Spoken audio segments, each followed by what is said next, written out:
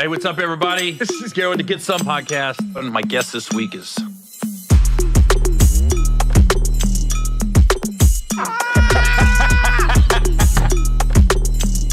This motherfucker Gary.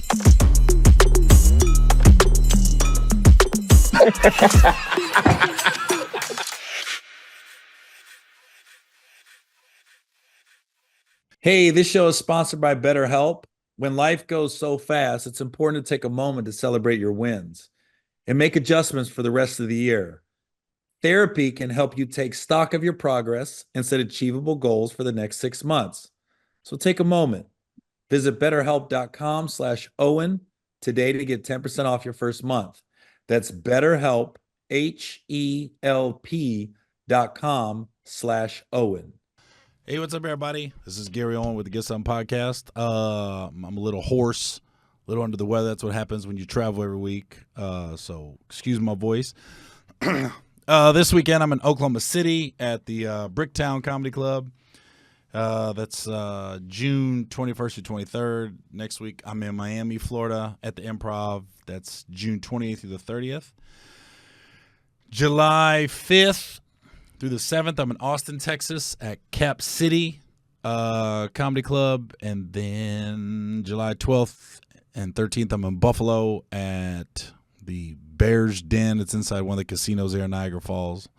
And then July 27th, I'm in Vegas at the Palms. It's the Pearl Theater inside the Palms. And then July 28th, I'm at the Keswick Theater right outside of Philadelphia, Pennsylvania. So that's my schedule. Last weekend I was in Chicago. Shouts out to everybody who came out. We added 2 shows, sorted everything out. It was a cool Father's Day show. I got a surprise on Father's Day. I was Father's Day morning. I'm just sitting there, and then my opener, shouts out to Rob Rodriguez. He calls me and says, "Come down to the lobby where the hotel was, and let's have breakfast." And I go down there, and my twins were there. They surprised me. So they flew from Chicago, and I was like, whoa. That was crazy. So I wasn't expecting it. I was a sobbing mess inside the restaurant. Good thing they had like a little section, so they planned it well so nobody saw me crying like a bitch is what I was doing. And then I remember I saw, because it's funny because I walked in, and I was like, wait a minute, those 2 babies look like mine. And then they turned around, and then they smiled, and I was doing this the whole time, just covering up. And then, yeah, that was cool. And they literally just came in for the day. Everybody flew out that night. It was just so I wasn't spending their first Father's Day without me. So, that was dope. I won't be posting. I think somebody videotaped it, but we won't be posting that. I'll tell you that. You're not gonna get me on TikTok with one of those sad background musics going on and captioning, "This is what Father's Day is all about." No, we're not doing that. Not in my world. My cries, I stay to myself when it comes to that. So speaking of crying, I was watching the Tom Brady, not roast, but he had he got inducted into the Patriots Hall of Fame. And I was thinking, one thing I took away from that, they had all his ex-teammates came in. They packed out Gillette Stadium. But the biggest thing I noticed was when Randy Moss got on stage to speak about Tom, like they said Randy Moss, and then the crowd went nuts. Then they gave him a standing O. Then everybody started chanting Randy, and then he got a little misty-eyed, tearing up and stuff. And then I was like, has anyone in the history of sports had a bigger turnaround on how people feel about him than Randy Moss? You're looking at a guy that got kicked out of high school for getting in a fight, and then we come to find out he really was just defending his friend, but they made it this racial thing, like he attacked these white dudes, which if you know Randy, you know that's not him at all. And then gets his scholarship presented from Notre Dame, gets his scholarship presented from Florida State, for smoking weed and getting in a fight. And now we look at smoking weed like it's nothing. But back then, you looked at somebody smoking weed like they was a drug head, a criminal, everything else. And then to get in the NFL, and they had a few issues in Minnesota, but it was pretty minor. But he gave the ultimate quote, straight cash, homie. When somebody says, how you going to pay somebody? And you wonder why the public always liked Randy is because when you run into him and then you got to know him, and I've got to know him over the years, he's become a pretty good friend of mine. He's just when I say country, I mean country. I mean West Virginia, just wants to go fishing type deal. And then now to see him go to Tom Brady's Ring of Honor enshrinement and to have the crowd go nuts when they see him, I was like, I'm sure those tears was more of just a culmination of his whole life. I was like, I just, when that happened, I was like, I don't know if I've ever seen an athlete do a turnaround like that. Like Michael Irvin somewhat. He was, he had his issues in Dallas with drugs and women, but I mean, if you're a star athlete for the Dallas Cowboys when they're winning, yeah, surprise, you're gonna get some puss. And then he's had a big turnaround, but I'm talking about from high school. Randy Moss, we knew about Randy Moss in high school having these issues, and then to be the best at your position, not one of the best. Like when Randy Moss in college and in pros for a certain amount of years, it wasn't even a close second. And to see how people villainized him when he never bothered nobody. He really is one of the guys I want to play football, I want to make money, and leave me alone. And then he gets into broadcasting, and he's like crushing it there. And to see like the crowd just go nuts, I was like, I don't think I've ever seen a bigger turnaround as far as public perception. I mean, I think Allen Iverson he's had a huge turnaround. And I'm not talking about who they are as people. A guy that knows Allen, knows Randy.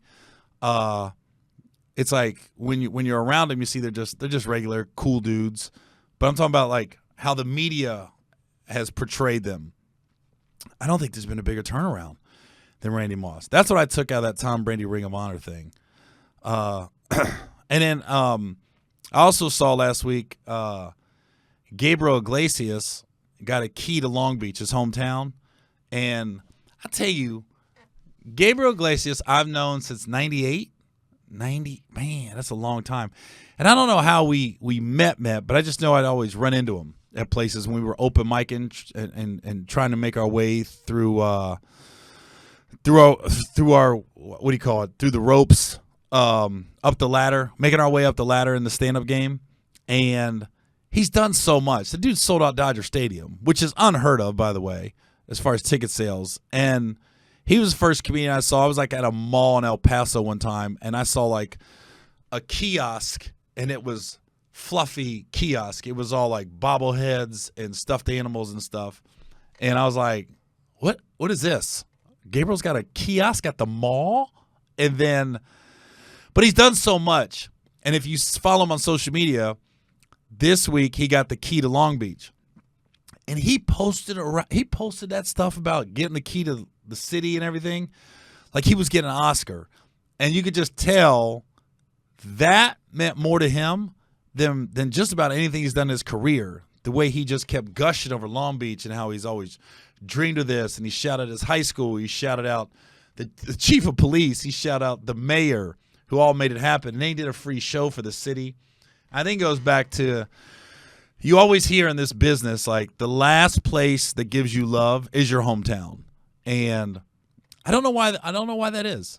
I don't even know if it's true or not.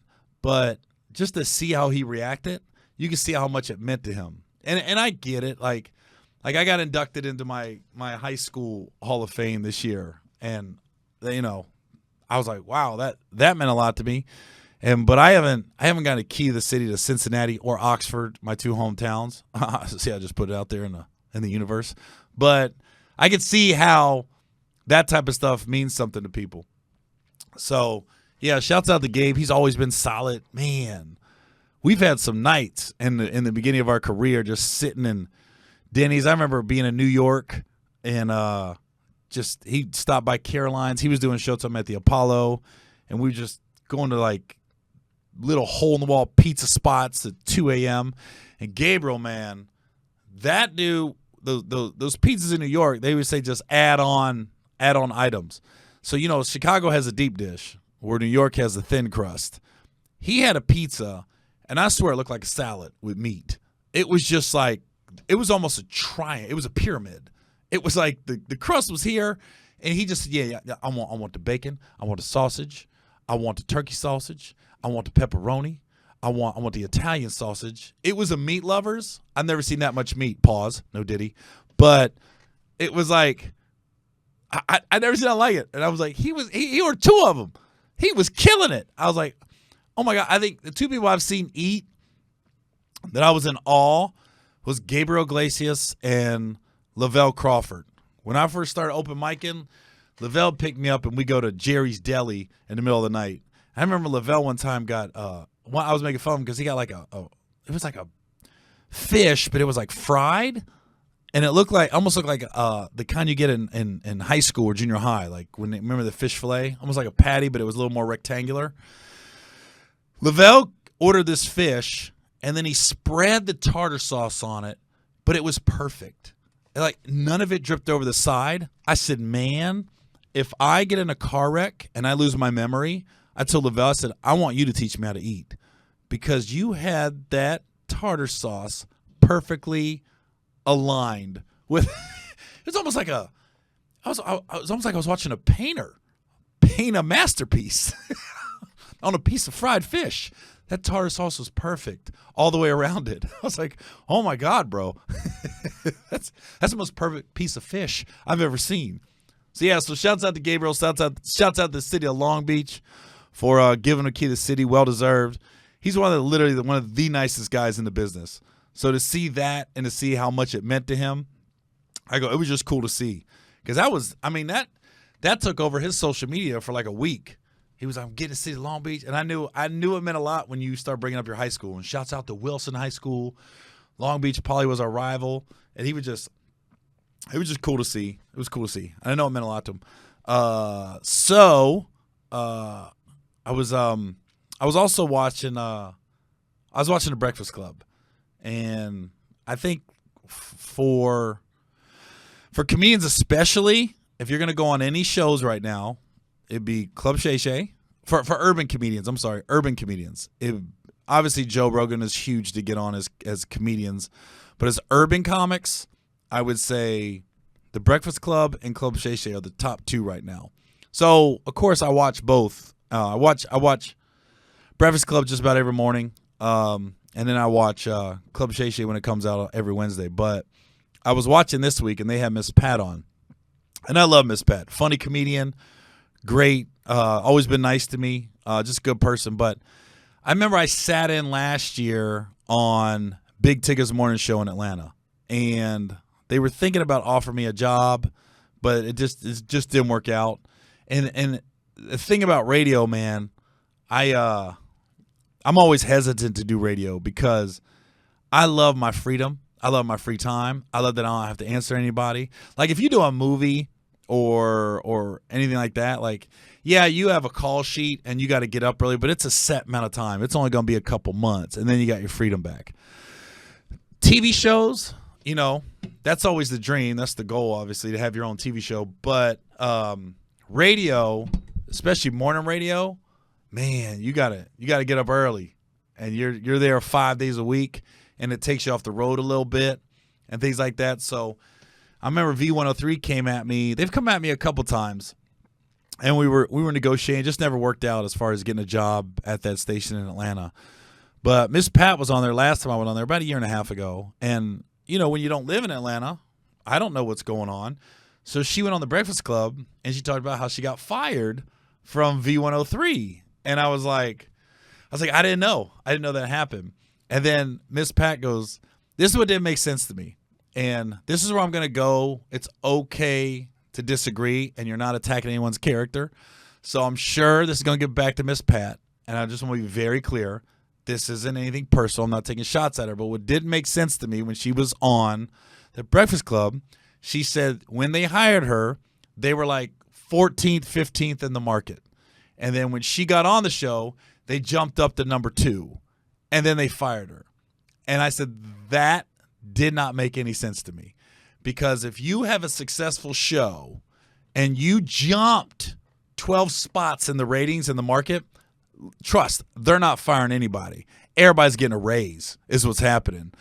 There's been so many stories of people that didn't get along on TV shows and movies and stand-up tours that they just dealt with it. They weren't going to fire nobody. Hell, the legendary one is Steve Harvey and Bernie Mac not getting along with Kings of Comedy. And that's not a rumor. Cedric's confirmed it. Steve's confirmed it. And every comic knew it. We just wasn't talking about it. And now we are. But everybody knew Bernie and Steve didn't get along on Kings of Comedy. But neither of them was about to stop because the money was rolling in. Probably most money they've ever made up to that point in their career off stand-up. And then it turned into a hit movie. And then obviously Steve's doing his thing in radio and Family Feud. Bernie got the Bernie Mac show off Kings of Comedy. So there's a long line of history of people not getting along. And we've heard stories of movies and TV shows where the co-stars, we didn't know that they didn't like each other. But they dealt with it because the ratings was good and the money was good. So when Miss Pat said Tigga was a hater and got her fired, I was like, I just didn't believe that. I don't think that's the reason. I don't know why the reason is Miss Pat got fired. I don't know. I'm sure Tigger was asked about it, if he was okay with it, but I don't think he initiated it. I don't think he was the one that said, I want Miss Pat fired. And let me tell you something. If they went to 2 in the market and they were 14th when she got on there, that program director is like, I don't care if you guys are getting along or not. You got to deal with this. The ratings are good. Everybody's getting a raise. Nobody's, listen, at the end of the day, and when you're on morning radio, you're there 4 hours on the air with somebody, and really, they take these long commercial music breaks. You can leave the room for 30 minutes and come back, and you ain't got to get along with everybody you work with. I go with that. If those ratings are like that, ain't nobody getting fired. Hell, I got fired. Let me see. I've gotten fired once. I had a TV show with Shaq on True TV called Upload, and I knew immediately I didn't vibe with one of the producers. And I'm not blaming the producer. I'm not blaming myself. It's just some people you don't vibe with. And I didn't vibe with him. And it was obvious. He didn't laugh at none of my jokes. When I was talking to him, it was like he was kind of like blowing me off a little bit. So I was just like, oh, whatever he envisioned the show, I wasn't a part of it. And it was funny because I went on Shaq's podcast back in January, and I not confronted him, I brought it up. I said, man, you got me fired. He said, no. Yeah, I know. I fired you because I knew the show sucked and we were about to get canceled. So I fired you before we got canceled. Do I believe that? No. I didn't tell Shaq I didn't believe it, but I didn't believe it. I know why I got fired. It's because I wasn't vibing with the dude. I think that it's hard to take accountability for what you had to do when you got fired. It's easy to put the blame on somebody else, but part of that was probably the energy I was giving off to that producer in particular. So when the ratings came back and we weren't killing it in the ratings, we were okay. I was like, oh, they had an excuse to make a change. So he was like, oh, there was Shaq, Godfrey, to me. This producer loved Godfrey. So when the guy that hired me, the original showrunner, he got let go, and they brought in the producer that I didn't vibe with, he became the showrunner. So when I saw that, I went, oh, that's why I got fired. It was because he got the job where he got to hire people, and they brought in a new girl, Rachel Feinstein, and that was it. But I never called Shaq and blamed him and went off on Shaq and was like he was a hater. It was like, nah, it just is what it is. Nothing you can do about it. And I think that's what, with Miss Pat and V103, I think she wants to blame somebody because it can't be her. But and Tigga's in a no-win situation, because if the program director came to Tigga and was like, "We're thinking about letting Miss Pat go. What do you think?" Tigga might have been like, "Well, how's our ratings? Or ratings aren't what they want to be, or." There's like a bunch of stuff, but I don't think, and I could be wrong, I don't think Tigga went to the program director and was like, "I want Miss Pat gone. We're killing it in the ratings. We've gone from 14 to 2, and I don't like this success, so I want her gone." It doesn't make any sense to me. So, again, this isn't a shot at Miss Pat. I just think that statement didn't make any sense. That you jumped up 12 spots, you're number 2 in the market, and they're going to make a change. That's the last thing they're doing when that happens. If you jumped up that much, they're not firing nobody. They're going. They're calling everybody in the room like, "What we got to do? What do you need from Miss Pat? Tigga, Miss Pat, what do you need from Tigga? Because this is working. We got something going here, and we don't want to mess this up." So that didn't make any sense. If you know radio, that didn't make any sense. And that's the thing. Any job in this business, whether it's you're running a network, you're a morning show, it's a temporary job. You're not going to do it for your whole life. Those rare instances where you got Howard Stern or The Breakfast Club or things like that, where you just become so ingrained in some people's lives and certain communities, like you're calling the shots. That's rare. That's an anomaly. Most of the time in radio, if I go back to a market, every 3-4 years, it's a different morning show or a different afternoon show. Or sometimes, like Tigga got the V103, he was on the afternoon, he got moved to mornings. And it used to be Frank Ski and Wanda. And then we all know about Cat Williams went in on Wanda, and then she was let go after that. And everything else. So radio is one of them jobs. It's like, you're eventually going to get fired. That's just a fact. Because that's the one thing. Every time I've been offered a radio job, they've offered me like a 1-year deal. And I've always said, no, I need like 2-3 years guaranteed money if you fire me or not, because I'm not about to pick up and move my whole life to this city and then you fire me a year later. And I've seen it happen numerous times. And I was like, that's really why I've never done radio, is one, I wanted a certain salary that compensates me for taking me off the road. And I want to make sure I got a guarantee of like at least 2 years, at least 2.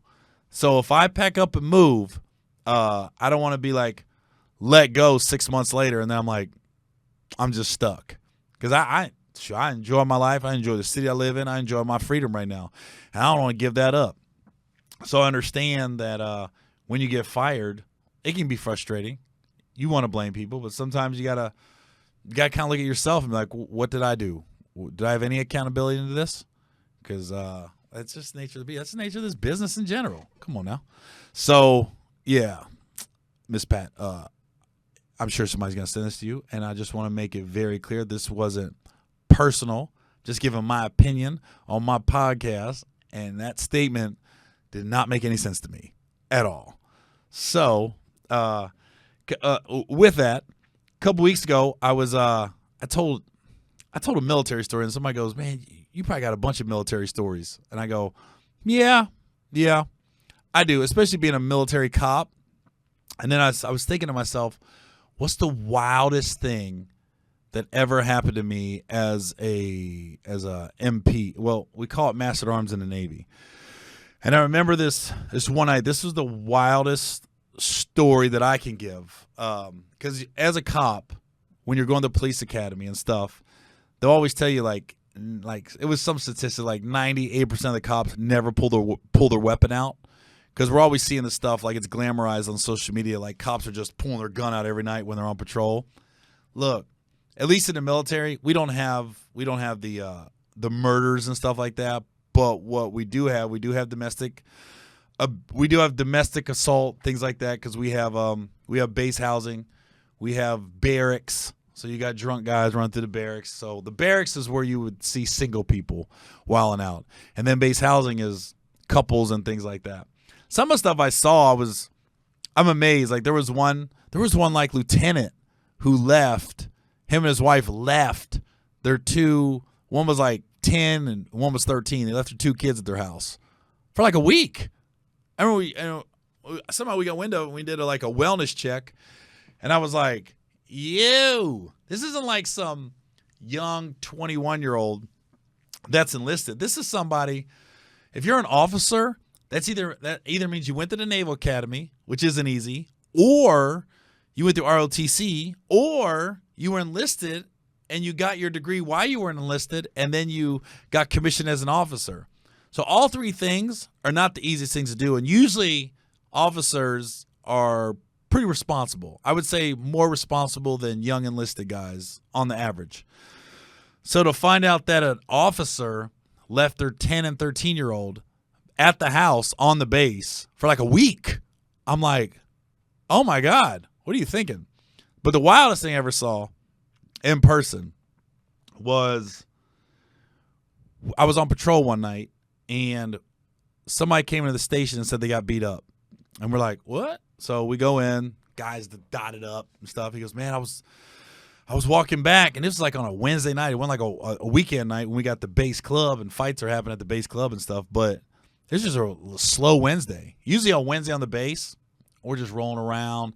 We had keys to all the buildings. So a lot of times what I would do, I would go into the daycare center and eat the cereal and milk. Sorry if I'm a thief, but I don't know. There's just those little, you don't need a bowl. You can just get the cornflakes or the Captain Crunch by itself. You pull a little plastic back, and then we go in the fridge, get a little milk. I'm killing it.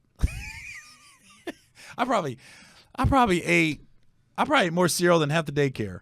Night patrol, that was the best part. On the slow nights, because we go in the daycare, I'd be like, oh, I think we heard a raccoon got in the building. Nah, we didn't hear no raccoon got in the building. I want some cereal. Because they had it so neatly stacked.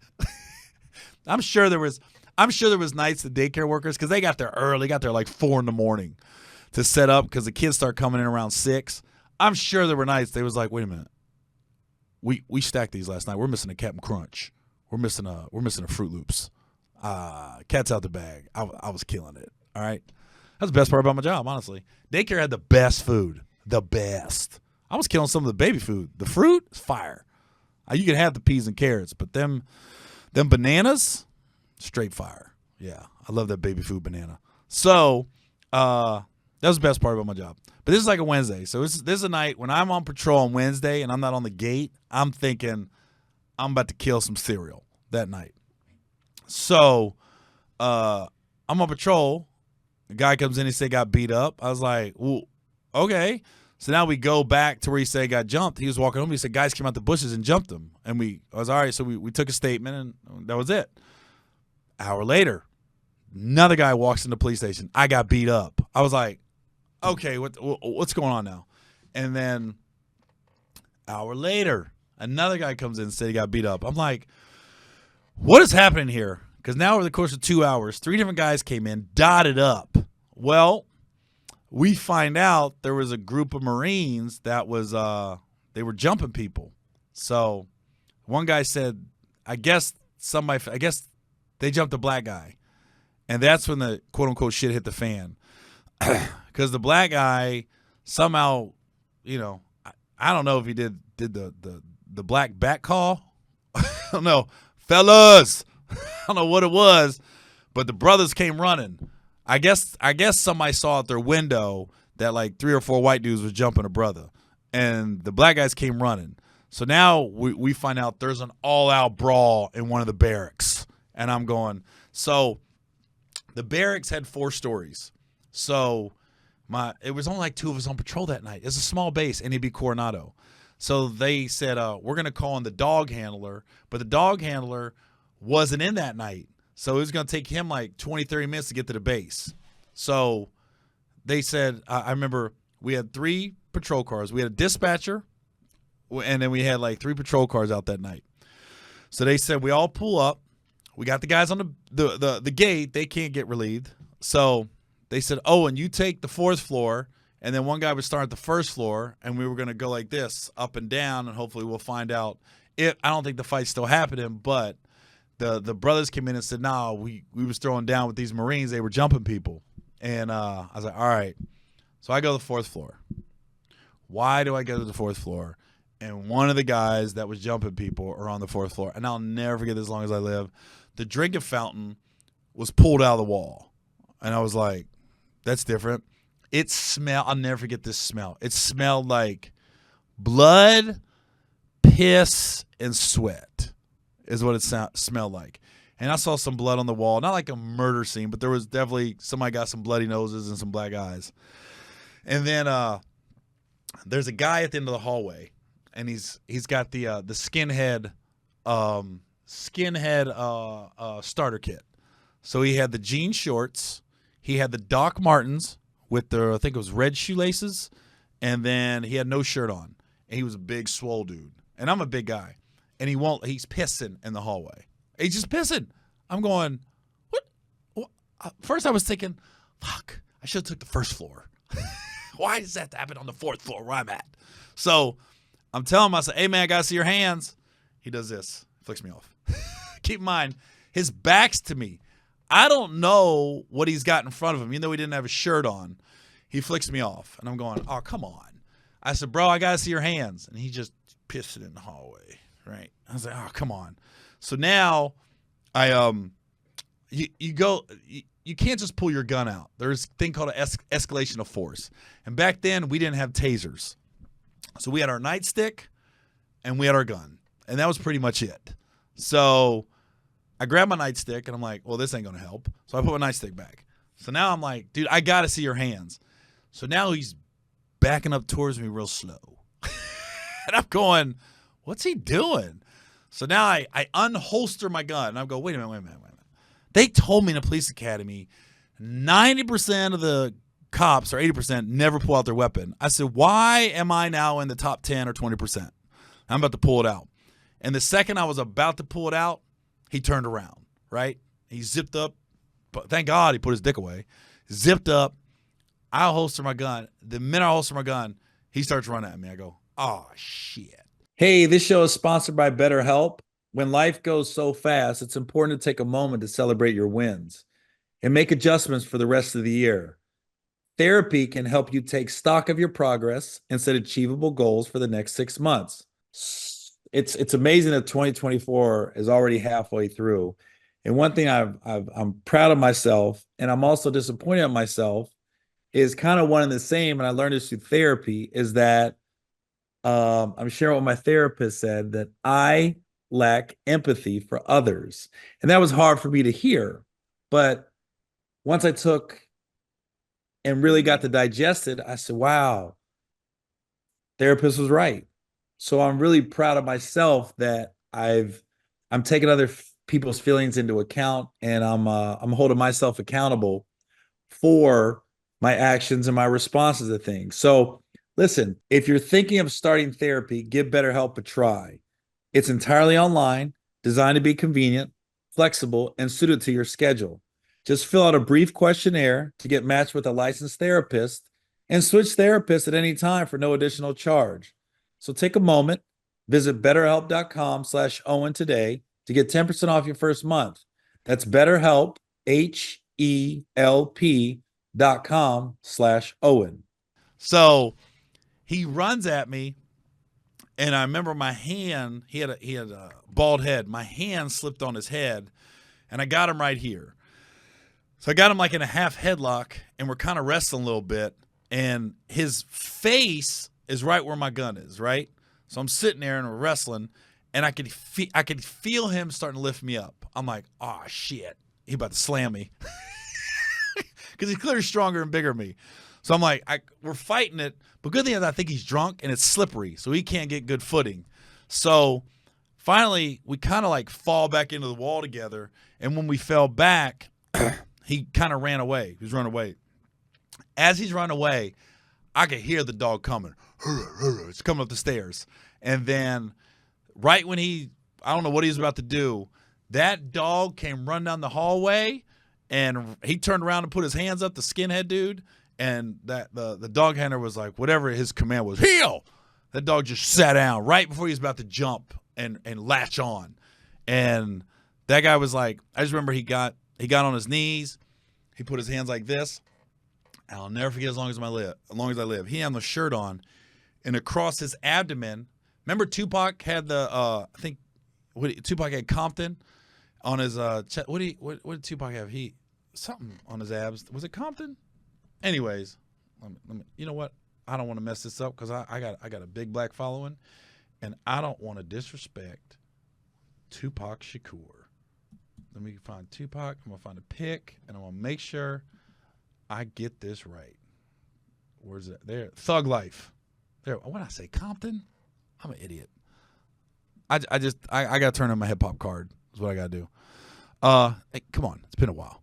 So we're Tupac in the same like font and everything. Where he had Thug Life, this guy had Suicidal across his abs in the same half arch. And I go, oh, and he's got tats everywhere, right? So we already know he's a skinhead. So we already know that.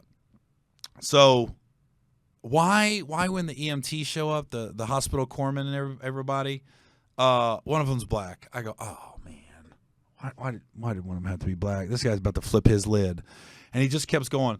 I got no problem with you, bro. I got no problem with you, bro. He just kept saying that, and the corpsman is coming in. He don't know what just happened. He just heard somebody's hurt, and they got to arrest somebody because he was dotted up too. Like it was. I guess there was a big fight happening before I got there. And so I got a scratch on my arm. That's it. So they're tending to my scratch, and I'm milking it too. I'm like, yeah, I think it was a knife. Yeah, it was a bayonet.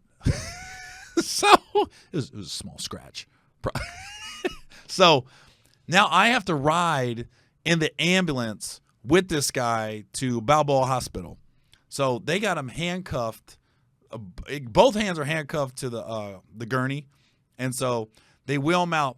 And when they wheel him out, he's just yelling. I mean, he's yelling all kinds of shit to everybody.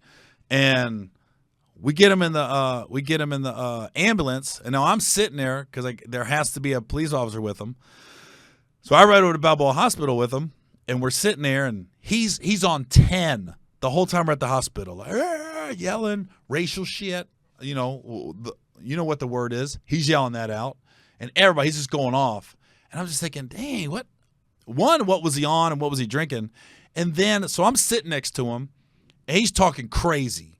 And at one point, I remember he tried to spit on one of the corpsmen too. And so it was the strangest thing I've ever seen happen in person. He's sitting there, he's wilding, right? And then he like goes to sleep for less than 5 minutes. He just closes his eyes, and he was like damn near talking shit all the way when he closed his eyes. And then he opened his eyes. I just remember he looked over at me, and I'm thinking he's about to go off on me because we just had a little scuffle. And he goes, hey, man, you got Marlboro Red? And I went, huh? He goes, you got a Marlboro Red? I said, nah, there's no smoking. You're in the hospital. He goes, oh. He goes, what? And now he's hitting his arm. He's still handcuffed to the bed. He goes, what's going on right now? Talking to me calm, like nothing happened. Like, and I'm going, you're shitting me right now. I was like, well, I'm having small talk, but I'm not a lawyer. I don't know what I'm allowed to really tell him, so I'm keeping it very superficial and very short. But the fact, and then we come to find out later, there was a group of skinheads staying in the barracks, and they were all Marines, and they just got messed up one night and decided we're gonna go jump a bunch of people. And they were just jumping. It wasn't just black people. They were jumping white. Anybody walked by, it was these 4 guys, and they were jumping people. So they all got arrested, we'll say. They all went, well, the Navy is captain's mast. I think the Marines is something office hours or something like that. Something like that. But anyways, yeah, we come to find out it was like 3 or 4 skinheads. They were jumping people on the base, and they ended up jumping a black guy. The black guy did the I don't know if it would have been in today's world, he would have threw up his hat like the brawl in Alabama on the dock. So I don't know what call he sent out or what brothers saw him getting jumped out the barracks window, but the brothers came running. I'll tell you that. And that's when everything hit the fan. And that was just that was a wild story to think Wednesday night, I'm thinking slow night, gonna get some cereal from the daycare, to have this racial brawl break out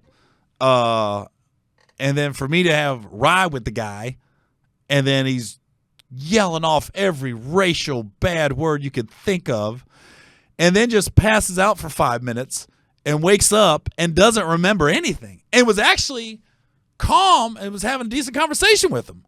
I was like, what? You don't remember nothing? I finally asked him, I said, you don't remember nothing? He goes, what am I doing here? I go, you got to be kidding me. And then I just remember we had to go to their lockers. We opened up their lockers, swastikas. He had like newspaper articles taped to his locker of Hitler and stuff like that. I said, how does it happen? How do you join the United States Marines and you're basically worshiping Hitler? It was so like, but it goes back. If you got a big corporation and you figure the military, the Navy, the Marines, the Army, the Air Force, if you have 200,000 employees, guess what? You're probably going to have some racists in there. You're probably going to have every line of you're going to have some pedophiles in there.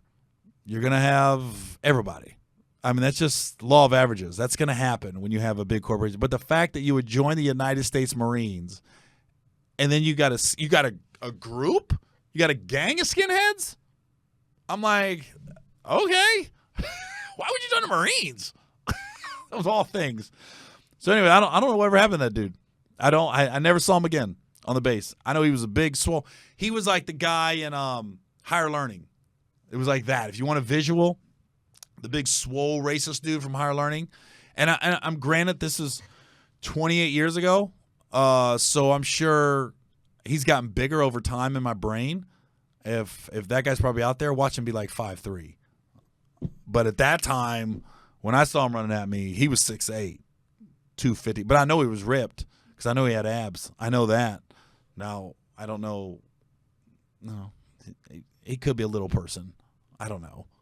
But he looked huge when he was running at me at that time. But I kept thinking, why did I get the fourth floor? And why's he got to be on the fourth floor? Why couldn't it be on the third or second? But the crazy part was the dog. That dude sobered up so fast when he saw that dog coming. And that dog, it was like at a movie if you saw in slow motion. Like he was running and jumped and heel, and he stopped and just looked at the guy. It was like that dog was so locked in to that dude. Like it was like he was like, well, than anything. I was like, that dog there got there right on time. I'll tell you that. But I just never forget the smell, piss, blood, and sweat. And the drinking fountain. I said, who pulls a drinking fountain out of a wall? I mean, you think you got some pent-up PTSD anger? And keep in mind, this was no war PTSD. This was, when I joined the military, it was after Desert Storm, but before 9/11. So it really was, most of the people in the military, if you're enlisted and you were under E4, E5, you probably have been in less than 3-4 years. So there wasn't no like, they went to war and are dealing with residual effects of that. I don't know what that was. I don't know what that was. But my phone clearly said this story's gone on too long, so I should probably end that. So anyways, yeah, that was one of the wildest military stories I've ever had. I mean, I got some more, but that one was we should call that, there's a few times in your life you got pee comes out the tip moment is what I want to call it. When a little bit of pee comes out the tip of your dick. And this was one of those moments. This was one of those pee come out the tip moments. I've had probably 10 of them in my life, and this is definitely one of them. I was like, ooh, because you're scared. So this is one of the definitely a little bit of pee came out the tip moments of my military career. So, all right, y'all. Well, we'll just end on that. And then this weekend, again, Oklahoma City. By the way, shouts out to Zach Taylor, coach of Cincinnati Bengals, because last year he told me his family came out to see me in Oklahoma City. So I'm going to have to text Zach and be like, send an invite, because all you've done for my favorite team, yeah, your family deserves some free tickets to the show this weekend. And then next week, I'm in Miami, Florida at the Improv. And then first week of July, I'm in Austin, Texas. And in Vegas, man. We made this annual thing. COVID kind of messed it up, but we made this annual thing every July. I'm at the Palms, the Pearl Theater inside the Palms, and it ends up being such a great show. It's one of my favorite theaters in the country, that Pearl Theater inside the Palms. So beautiful. The balconies, the seats, the sound system, the stage, so dope. So if you want to see a dope-ass show and make a weekend in Vegas, July 27th, come to the Palms, the Pearl Theater, and I got a hell of a lineup. Mailman's coming with me. I got all my openers. I bring them all. It's almost like it's a Team Owen event. So you're going to get a full show, and we always got guests coming through. You never know. It seems like just about every year Floyd Mayweather just shows up. What I love about Floyd, he don't ask me for free tickets. I don't know if he gets free tickets, but the casino told me he buys them. Because 2 years ago he came, he bought the whole balcony out.